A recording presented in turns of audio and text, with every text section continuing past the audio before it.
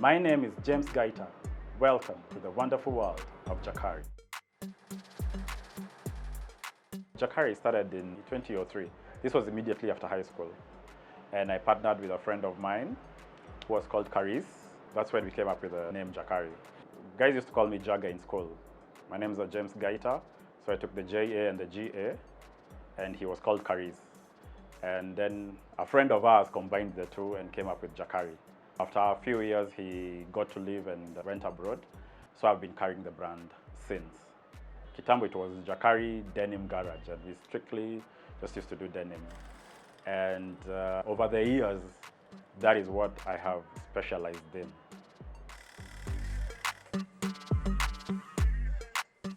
We have tried to cater for all generations, young, older. We have very curvy women, especially in this side of Africa. And right now, I think we can be able to make any garment whatsoever, custom-made suits. If you want a tailored shirt and pants, denim is still a very big thing. We've gone into women's wear, so we are doing dresses, ladies' suits. We have really expanded in a way that we can be able to cater for a bigger audience and a bigger market. It's been a great journey. I can see the growth process, and I like where I am right now. So now this is like a basic block of a pant now. This is what I'm doing now is I'm making a basic pattern block for a trouser. So now this is what we call like pattern making. So I'm drafting. This is the front part. This is the top part, the bottom part. And then now I just make a few adjustments here. Then I can cut. My grandfather, wow, he was one amazing gentleman, if I can say so. Basically, he taught me everything. Even life stuff, the way he would handle everything, his biasharas. And he had this, he used to do clothing, but he just used to do suits and church clothes. And that's why I think for me, I fell in love with everything to do with clothing. And also my mom got into it. And but I learned a lot from him, just watching him while we were young, cutting, customers coming in, interacting with new people, customers, and how they were excited about, receiving this new suit, and they would dress it up and, feeling like, especially like Christmas and holidays, you have this new suit. And it was amazing just watching, client after client every time, just coming and doing fitting and then, loving what has been done. And, it was just amazing. He was an amazing guy. And at some point he was like the top designer again in Kenya.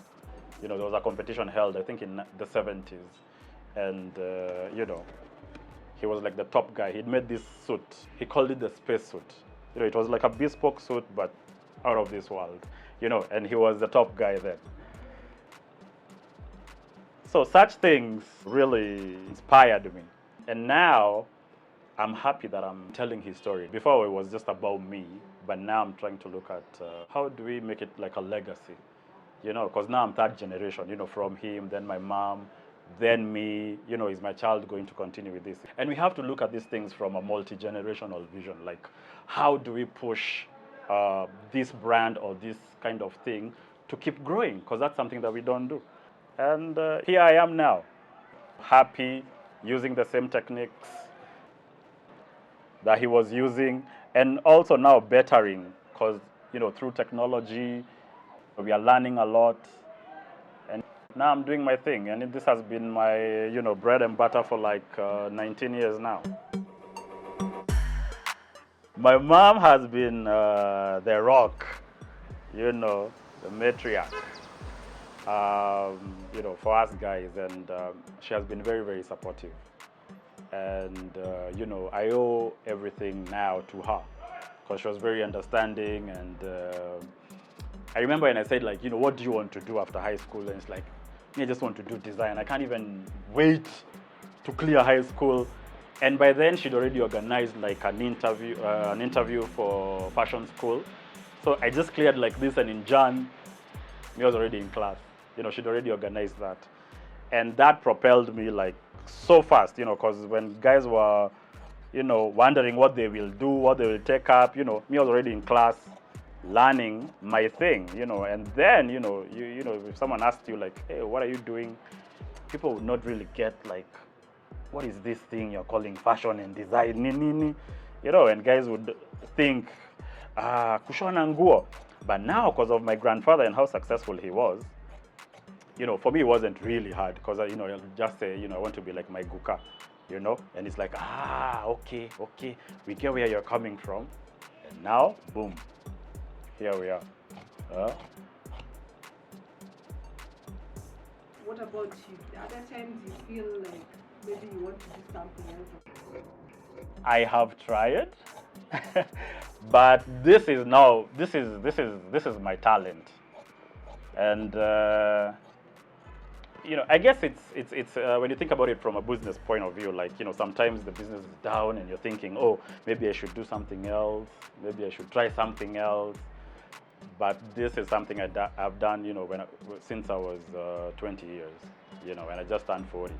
So that's like half my life, you know. Even if I would try to do something else, still, this is God-given, and this is something that I want to spread, you know, to the world, because it's a talent, you know. I don't want to really waste it. And now it's about also, you know, giving the next generation like something to do. Plus, you really have to know, especially in the world today, you really have to know how to work with your hands. You know, you can read all these things and you can get all these degrees and everything, but you have to go out there and you have to do stuff for yourself. Like, what can you do with your hands, you know? And this is it. If I was to go anywhere in the world, you know, all I need is my machine, some fabric, and I start making pants, you know, and I start selling.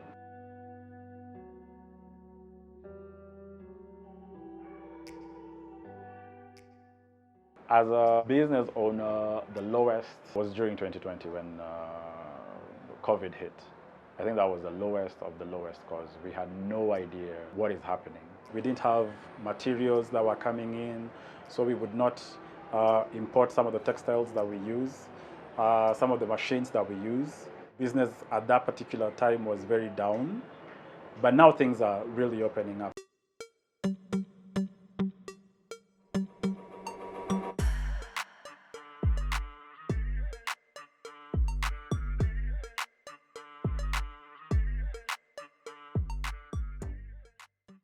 In terms of creating a brand, you really have to be out there, you have to be focused, and you have to be very, very persistent. Like, in whatever it is that you're doing, you have to keep pushing on an everyday basis, and not just looking at today, but also looking at tomorrow and 5 years from now, 10 years from now, like, where do I want to be?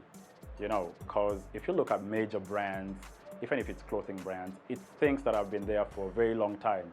And even the actual owners of those brands, they left something that has had a continuation. Even the people who came and took after them have continued with the same brand because of what the brand signified at that particular moment. And what we are trying to do at Jakari is to push the brand, whether it's in a sustainable way, whether it's in bringing awareness to Kenya, to Nairobi, that even here we have fashion designers who are equipped well and can be able to do everything that you're seeing on the international markets, and trying to maintain that we have a footprint, you know, right here in Africa.